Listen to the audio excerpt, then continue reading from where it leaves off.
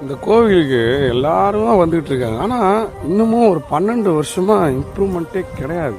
அப்படியே இருக்கு இந்த கோவில். இன்னமும் ஒரு கும்பாபிஷேகமே பண்ணியிருக்கணும், இன்னும் பண்ணலை.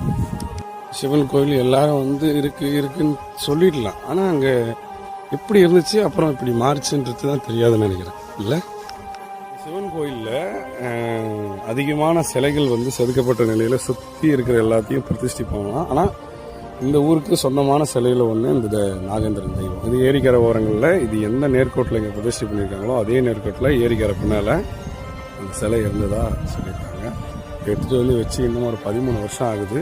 இந்த கோயில் கட்டப்பட்டு நிலையில் முடிஞ்சு இன்னும் 13 வருஷம் கம்ப்ளீட்டட் ஆகிடுச்சு. ஒரு கும்பாபிஷேகம் பண்ணணும்.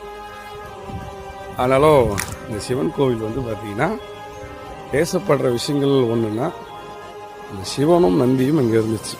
கோவில் இடிக்கப்பட்ட நிலையில் இருந்துச்சு. அப்படி தான் அந்த கோவில் வந்து 13 வருஷத்துக்கு மேலே மக்கள் பார்வைக்கு கொண்டு வந்தாங்க.